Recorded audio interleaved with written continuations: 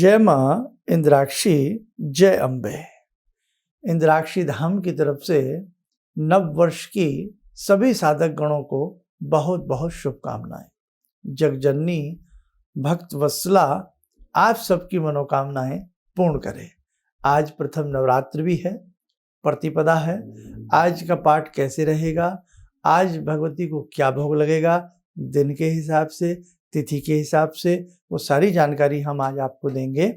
और देखो कितनी खुशी की बात है कि भगवती की कृपा के साथ, भगवती की पूजन के साथ हमारे ऋषियों ने कितनी सुंदर प्रणाली बनाई है कि बेटा अपने नए साल को मनाना। ठीक है, तो आज नए साल पर एक दूसरे को हिंदी वर्ष के नाम पर बधाई देना न भूलना। पूरे देश में, विदेश में, जहाँ जहाँ कहीं भी आपके अपने परिजन रहते हैं, अपने प्रेमी रहते हैं, सभी को आज हिंदी वर्ष की बधाई देना, शुभकामनाएं देना, ताकि पता लग सके कि हिंदी वर्ष की गरिमा कितनी है। और देखो, गुपचुप रूप की बात देखो कि जितना भी सरकारी लेखा जोखा है वो आज भी हिंदी वर्ष के हिसाब से चलता है। क्लोजिंग डे हो जाता है ना, 31 मार्च को हो गया है ना। तो सोचने की बात है, कहाँ ये सब चीज़ें बीच बीच में बहुत लंबे समय तक हमने देखा, बहुत सारी चीज़ें गौण होती चली गई। तो हमें अपने धर्म के प्रति सचेत रहना है। तो आइए भगवती जगजननी की सबके ऊपर कृपा बरसे। आइए आज का हम ये अंक प्रारंभ करते हैं। पहले हम पंचांग देख लेते हैं। 2 अप्रैल सन 2022, दिन शनिवार, चैत्र मास, शुक्ल पक्ष, संवत 2079, तिथि प्रतिपदा, नक्षत्र रेवती, राहु काल 9 से 10:30, दिशा शूल पूर्व दिशा। इस संवत के जो राजा हैं वो शनि हैं और मंत्री कौन है, बृहस्पति हैं। तो राजा जो शनि है, देखो ना, प्रथम दिन शनि के नाम से है ये, इसलिए शनि न्यायमूर्ति हैं, न्याय के देव हैं। सबके साथ न्याय हो, किसी के साथ अन्याय ना हो। तो सबसे पहले तो मैं आपको हल्का सा प्रथम नवरात्र में हमें क्या क्या पूजन करना होता है, और जो जो हजारों लोगों ने अपने नाम, जो हम एक विशेष अनुष्ठान करवाने जा रहे हैं, उस विशेष अनुष्ठान में हजारों लोगों ने नाम लिखवाए हैं, उन सबको बहुत बहुत धन्यवाद, बहुत बहुत साधुवाद कि वो इस विशेष अनुष्ठान से जुड़े हैं। आइए अब हम दुर्गा सप्तशती में से आपको थोड़ा सा और समझा दें, और इसी के साथ साथ आप जो भी उस एक विशेष अनुष्ठान से जुड़े हैं, जो आप शाम को करेंगे या रात्रि में करेंगे, तो वो अनुष्ठान यदि आप शाम को ना कर सकें तो अपने सुबह के अनुष्ठान में ही उसको जोड़ सकते हैं। सबसे पहले हमने बताया था कि आप अपनी पूजा पाठ कर लें, अच्छे से घट स्थापना कर लें, सारी चीज़ें करने के बाद भगवती का पूजन कर लें, फिर उसके बाद हम पाठ विधि पे आते हैं। यही बताया था ना, 1-2-3 मिनट आपके लगेंगे। एक बार आपको फिर मैं रिवीजन करा देता हूँ। जिन्होंने हमारा नवरात्र विशेषांक ना देखा हो, वो नवरात्र विशेषांक देख लें, तो उनको सारी पूजा विधि, घट स्थापना विधि पता लग जाएगी। और जो विशेष अनुष्ठान से जुड़ना चाहते हो, वो 25 मार्च का हमारा कार्यक्रम देख लें, उन्हें सारा पता लग जाएगा। अब आइए मैं आपको पाठ विधि समझा देता हूँ। अब देखो, सबसे पहले दुर्गा सप्तशती सबके पास है। पाठ विधि में जो शापोदार के 3 मंत्र है, कीलन उत्कीलन वाले, वो तीनों मंत्र सबसे पहले पढ़े जाते हैं। फिर अपना संकल्प पूजा के समय कर लें, या आप संकल्प कर सकते हैं आप अपनी देसी भाषा में कि भगवती आपकी कृपा सदैव बनी रहे, आपकी चरण शरण हमें सदैव प्राप्त हो, आप हमसे प्रसन्न रहें, और आपकी कृपा से हमारी समस्त कामनाएं पूर्ण हो, संकट दूर हो, हे भगवती, बस यही हमारा संकल्प है। नहीं तो फिर जो प्रॉपर तरीके से संस्कृत में होता है उसे आप पढ़ सकते हैं। उसके बाद देवी कवच पढ़ेंगे, अर्गला स्तोत्रम पढ़ेंगे, कीलकम पढ़ेंगे। उसके बाद तंत्रोक्त रात्रि सुक्तम पढ़ा जाता है, पुस्तक की इंडेक्स से मैं बात कर रहा हूँ, विशेष सूची से। उसके बाद नवारण मंत्र की 1 माला, और यदि जो हमने अनुष्ठान अलग से बताया था उसको इसमें इंक्लूड करना चाहते हो तो इससे पहले शिव मंत्र की 5 माला, और यहाँ नवारण मंत्र की फिर कितनी माला होंगी, 11 माला। अब दुर्गा सप्तशती का यदि किसी को सप्तशती न्यास आदि करने हैं, जिनको आता है वो कर लें, नहीं तो दुर्गा सप्तशती का अब पाठ प्रारंभ करते हैं। पहले दिन कौन सा पाठ किया जाता है, पहला पाठ किया जाता है। और किस स्वरूप का ध्यान किया जाता है, भगवती शैलपुत्री का ध्यान किया जाता है। ठीक है, पहले दिन शैलपुत्री का हम आज के दिन ध्यान करेंगे। शाम को भी जो आरती करेंगे या सुबह करेंगे, जो भी करेंगे उसमें भगवती शैलपुत्री का ध्यान करके आज के दिन आप पूजा पाठ करना। इसके बाद दुर्गा सप्तशती का पहला अध्याय पढ़ लिया, और कल कौन सा अध्याय पढ़ा जाएगा? दूसरा और तीसरा, ध्यान रखना।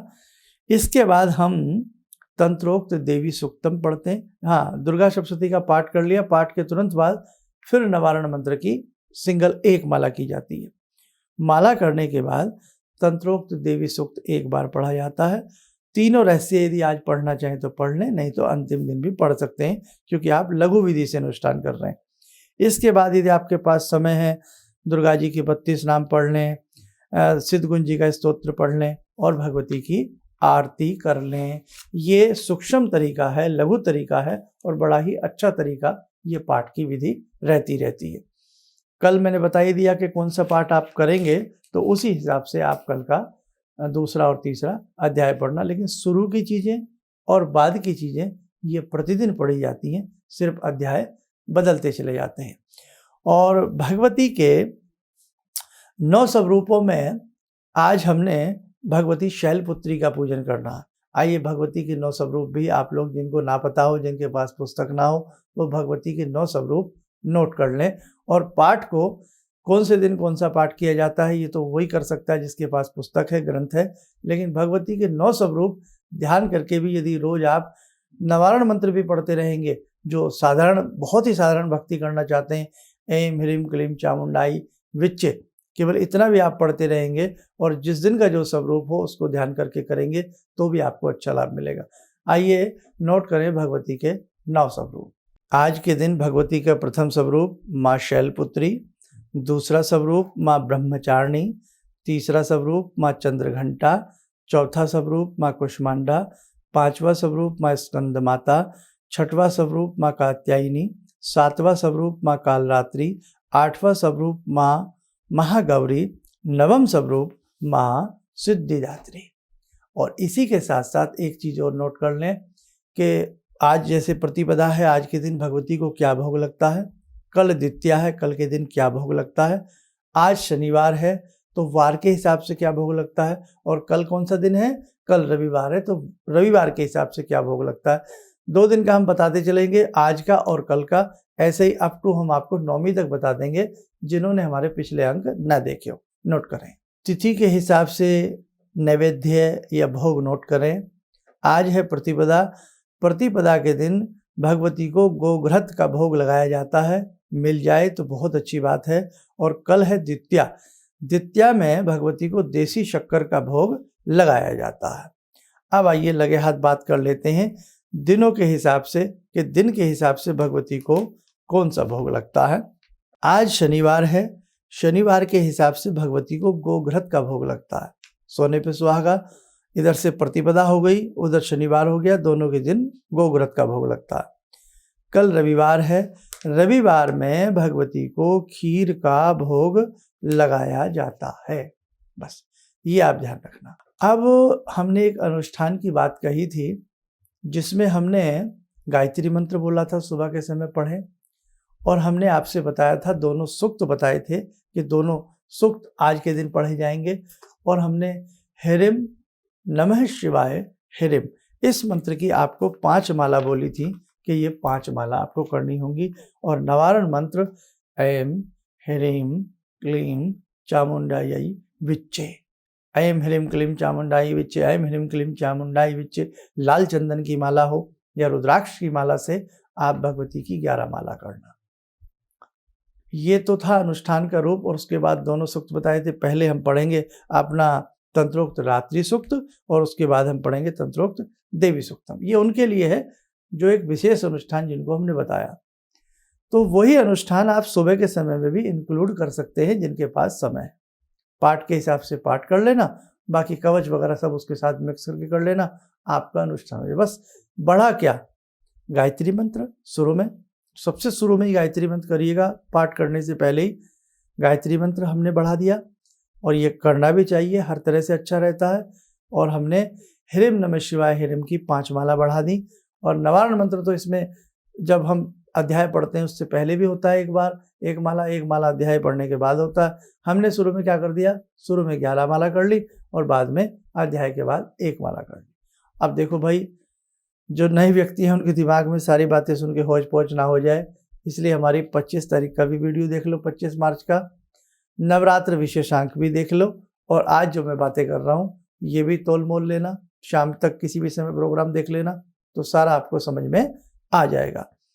और नाम लिखवाने की बात कही थी कि जो नए साधक बहुत रोज जुड़ रहे हैं, आप बहुत बड़ी संख्या में जुड़ रहे हैं, तो नाम कौन से फ़ोन नंबर पे लिखवाना है।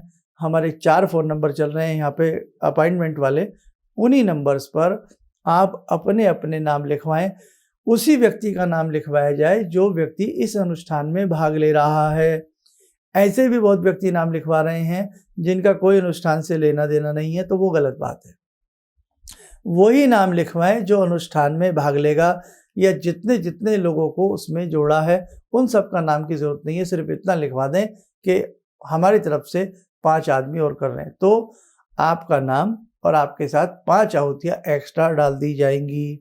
समय की बचत है इसलिए हम ऐसा कर रहे हैं। सबके नाम लिखवाने की ज़रूरत नहीं है, केवल उसी का नाम लिखवाया जाए जो मेन है, और उनके साथ साथ कितने लोग कर रहे हैं वो नाम गोत्र के साथ, आप अपने गोत्र के साथ लिखवा दें। अब जैसे आप सबकी तरफ से हम भी यज्ञ करेंगे, है ना, तो हम भी तो कर रहे हैं ना आप सबकी तरफ से, ऐसे उन सब की तरफ से आप मेन हो गए, तो इसमें कहीं कोई खतरे वाली बात नहीं है, कोई डरने वाली बात नहीं है। ये तो बहुत सुंदर काम है जो आप कर रहे हैं। और एक विशेष बात, 10 अप्रैल का नवमी है, पुष्य नक्षत्र है। पुष्य नक्षत्र में एक विशेष प्रकार का यज्ञ जो अनुष्ठान में भाग ले रहे हैं उन सब के नाम से, क्योंकि बहुत लोग अपने घर में यज्ञ नहीं कर पाते या बहुत अच्छे से विधि विधान से पूजा नहीं कर पाते, तो आप चिंता मत करना, आप हमारे हैं, हम आपके हैं। आप सबकी ओर से 10 अप्रैल को एक विशेष यज्ञ हम करेंगे, उसमें सबके नाम से आहुतियाँ डाली जाएंगी। इसलिए नए दर्शकों को बता दें, इसलिए अपना नाम उसमें लिखवाया जा रहा है, केवल वो जो अनुष्ठान में भाग लेना चाहते हैं। तो भैया समय कम है, आज बस अच्छे से अपने नवरात्र को कर लो। सबको भगवती सुख शांति प्रदान करें, सबको श्री समृद्धि भगवती प्रदान करें, और हर्षोल्लास के साथ ये नूतन वर्ष सभी का हर क्षण नूतन हो, हर क्षण सुंदर हो, हर क्षण सौभाग्य से भरा हुआ हो, ऐसी हम भगवती से कामना करते हैं। आइए जुड़ें 2 मिनट के लिए महाभगवती से, महाराज्ञी से। ॐ सिन्दूरारुणविग्रहां त्रिनयनां माणिक्यमूलस्फुरात् स्तारानायकशेखरं स्मितमुखी वापेन वक्षोरुवां पाणिभ्यामलपूर्णरत्नचषकां रत्नोत्परां बिभ्रति सौम्यां रत्नघटस्थरक्तचरणां ध्यायेत् पराम् अम्बिकां खड्गं चक्रगदेषु चापपरिगान् शूलम्बुशुण्डिं शिरा शङ्खं संदधतीं करे स्त्रीनयनां सर्वाङ्गभूषावृतां नीलासमद्युतिमास्य पाददशकां सेवे महाकालिकां यामास्तो स्वपितैहरो कमलजो हन्तुं मधुं कैटवं विद्युद्दामसमप्रभां मृगपते स्कन्दस्थितां भीषणां कन्या विहकरवालखेटविलसा धस्ताविरासेवितां हस्तैश्चक्रगदाशिखेटविशिखां चापं गुणं तर्जनीं विप्राणामलिलात्मिकां शशिधरां दुर्गां त्रिनेत्रां भजे। कवच बना लें, ध्यान करें, भगवती का शुभ आशीष हम सबके ऊपर बरस रहा है।